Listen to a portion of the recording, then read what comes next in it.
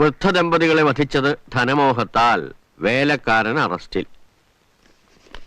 കേട്ടോടി, ഞാൻ പറഞ്ഞില്ലേ നിന്നോട് ഇവിടുത്തെ ജോലികളെല്ലാം നീ തന്നെ എടുത്താൽ മതി, വേലക്കാരനെ വേലക്കാരത്തെ നിർത്തണ്ടെന്ന്. അപ്പൊ നീ എന്താ പറഞ്ഞേ?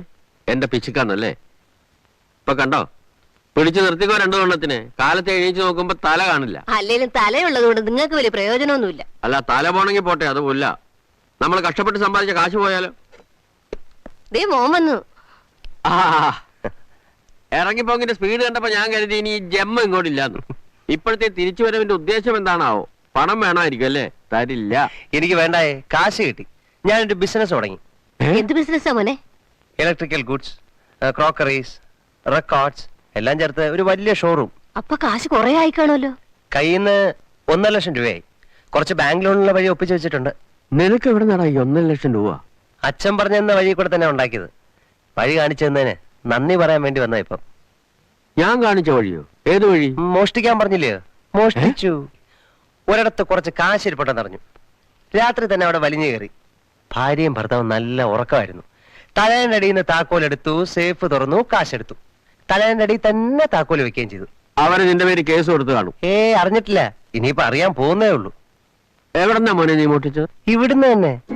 ആ തെക്കേ പറമ്പ് വിറ്റ 1.5 ലക്ഷം രൂപ സേഫ് വെച്ച് പൂട്ടിയിരുന്നില്ലേ, അത് തന്നെ.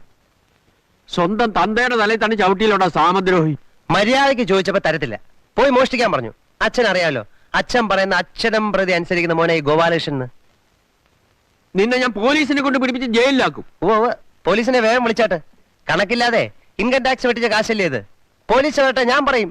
ഇനി എവിടെല്ലാം എത്രയെല്ലാം കാശ് പൂഴ്ത്തി വെച്ചിട്ടുണ്ടെന്ന് എനിക്കറിയാം. എല്ലാത്തിന്റെ ലിസ്റ്റ് എന്റെ ഉണ്ട്. എന്നിട്ട് നമുക്ക് രണ്ടു കൂടെ ഒരുമിച്ച് ജയിലിപ്പാം. എടി കല്യാണി, എടി സത്യം പറഞ്ഞോ, ഇവൻ ആരുടെ മോനാ? എന്റെ മോൻ തന്നെയാണോ? ഇപ്പഴാ എനിക്ക് തീർച്ചയായത് ഇവൻ നിങ്ങളുടെ മോൻ തന്നെയാണെന്ന്. ഇല്ലെങ്കിൽ ഇത്രയും കുരുത്തക്കിടവൻ ചെയ്യത്തില്ല. എന്റെ മാട്ടേക്കാട്ടമ്മേ, ഈ ബുദ്ധി തോന്നിച്ച നേരത്തിന് ചന്തയിൽ പോയി ഒരു കോഴിമുട്ട വാങ്ങിച്ച് വിരിയാൻ വച്ചിരുന്നെങ്കിൽ ആ മുട്ട വിരിഞ്ഞു കോഴിയായി, അത് പിന്നെയും മുട്ടയിട്ട് അതും വിരിഞ്ഞു കോഴികളായി, അങ്ങനെ വിരിയുന്ന കോഴികളെല്ലാം മുട്ടയിടാൻ തുടങ്ങിയിരുന്നെങ്കിൽ ഞാൻ എന്തുമാത്രം കാശ് സമ്പാദിച്ചേനെ. പക്ഷെ ഒരു കുഴപ്പമുണ്ടാച്ചാ, ഈ ആദ്യത്തെ മുട്ട വിരിയുന്നത് പൂവൻ കോഴിയാണെങ്കിലോ തെണ്ടിയോ? ആ, അതാണല്ലോ ഇപ്പൊ സംഭവിച്ചിരിക്കുന്നത്. എന്നാൽ 1.5 ലക്ഷം രൂപ എന്റെ സേഫിനകത്ത് ഇരിക്കുമായിരുന്നല്ലോ. എന്റെ പൊന്നു മോനല്ലേ, എന്റെ പൊന്നു ഗോപാലകൃഷ്ണ, അച്ഛന്റെ കാശ് കൊണ്ട് മടക്കിത്താ. നിന്റെ ഈ പ്രായത്തിന് നിനക്കൊരു 100 രൂപയുടെ ബിസിനസ് ചെയ്താ പോരെ മോനെ? ഇപ്പോഴേ സൗകര്യമില്ല. തീർച്ചയാണോ? തീർച്ചയായും. എറണാ മണിക്ക് കൊടുത്തു പോകാൻ തന്നെ വന്നത്. പിന്നെ ഒരു ഗുഡ് ബൈ പറഞ്ഞിട്ട് പോകാന്ന് കരുതി. Good bye. ആ, അങ്ങനെ തന്നെ. എന്റെ ഈശ്വര, എന്റെ കുഞ്ഞിനൊന്നും വരുത്തല്ലേ.